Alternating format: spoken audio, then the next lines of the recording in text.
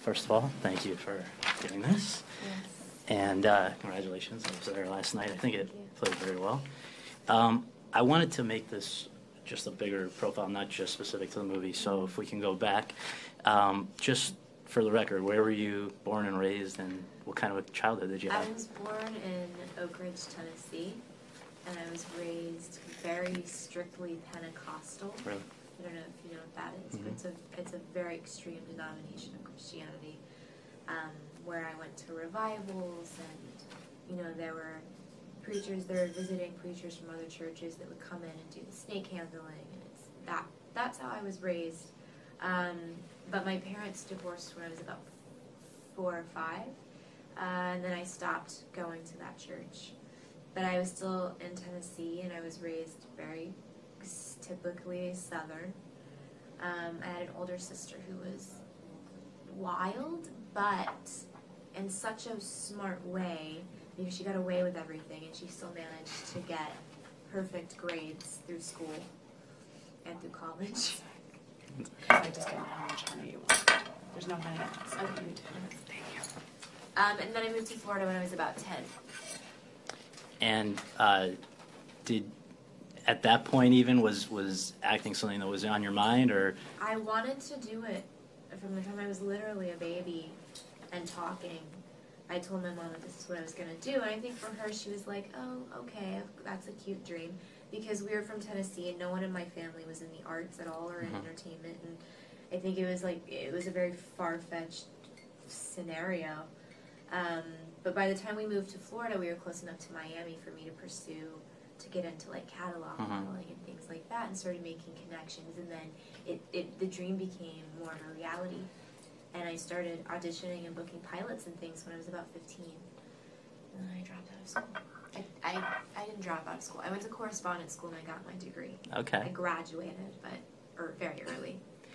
And did you feel that the modeling in any way helped or prepared you for what you would be getting into with acting? There are two different monsters completely. I mean, the only thing it got me used to is being handled by so many people at the same time.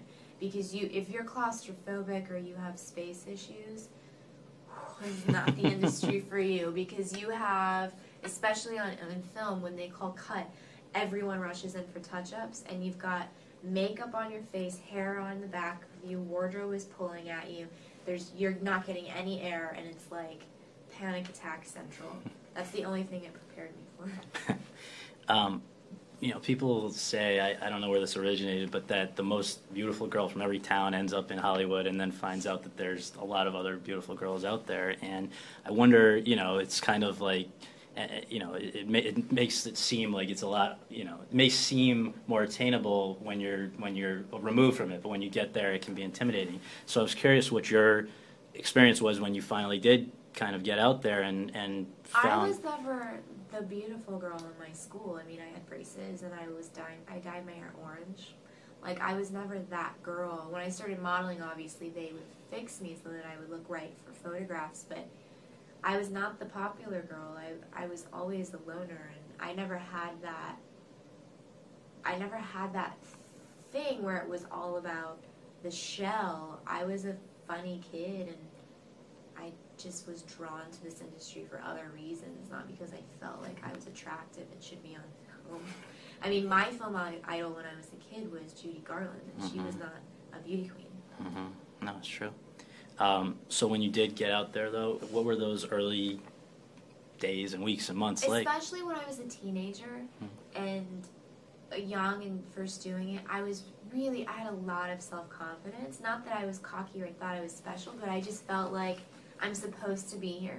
And I was really resilient, and I was never hurt by someone saying no or me not getting a job. But I happened to start working right away on small things, or maybe pilots that didn't make it into shows, but I was working more than anyone else at my management's office or any of the other friends that I had made that lived at Oakwood Apartments.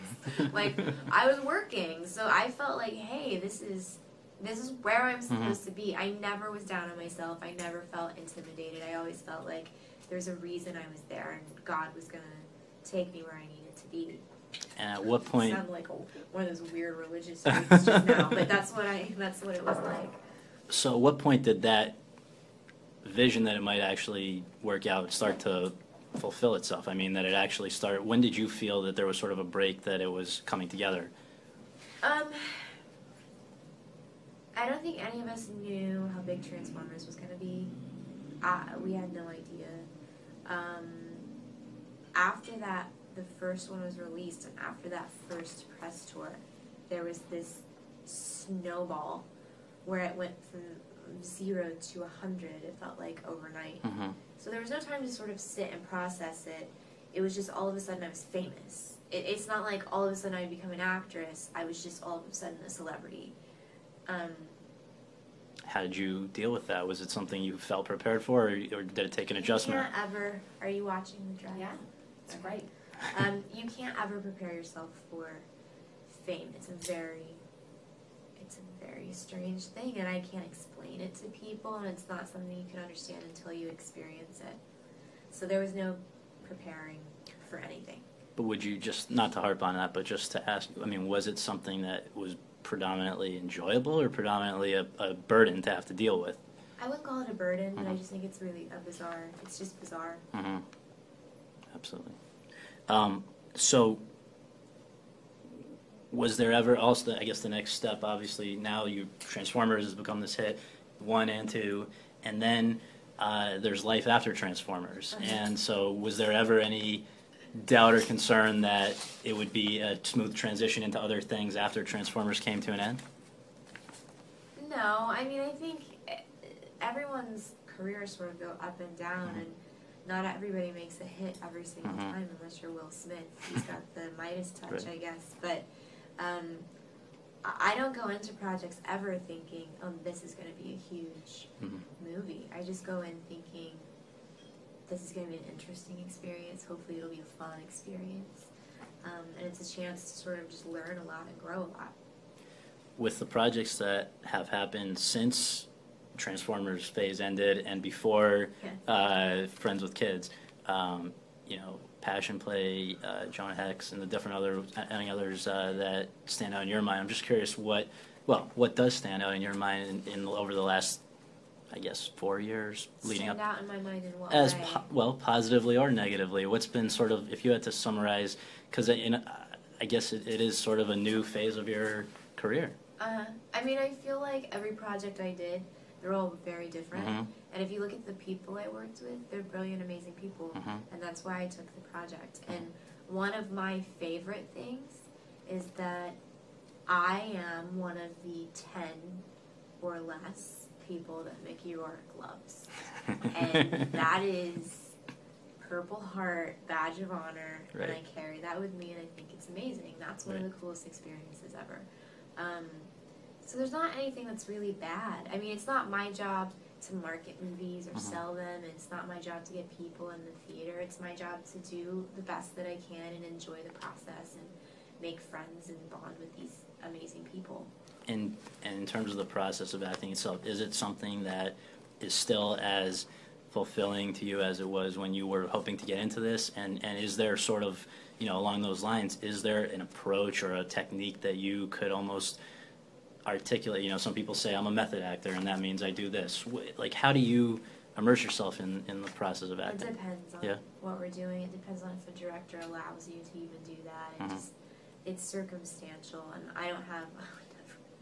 call myself a method actor. No, not to say that there's anything wrong with that, but I haven't studied it, so I could never say that I was.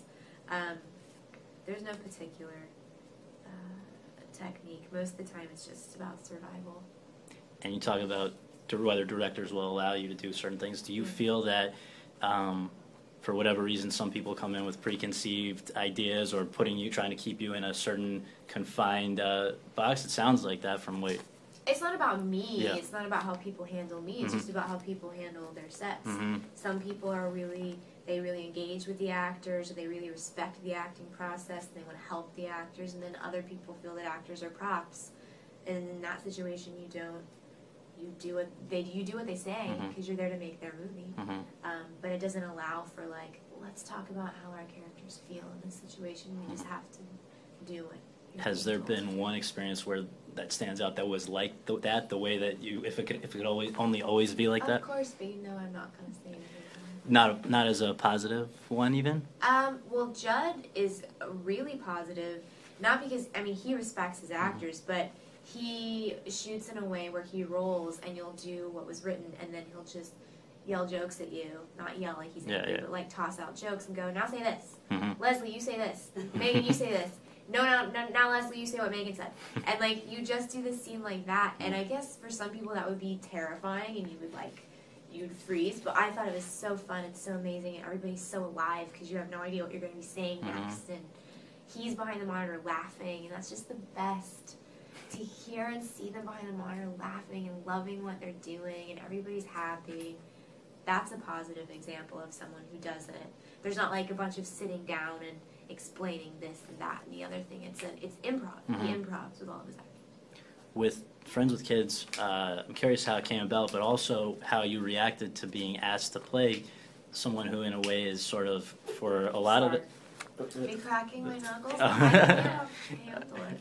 Well, no, just, I mean, basically, she is kind of a sexual object to him for a lot of it. And, you know, you learn more about her, and there's nothing inherently wrong with that, but, I mean, I don't know if that's something that you like, or if you'd like to break away from that. I'm just curious how you regard sex symbol. You know. I don't know.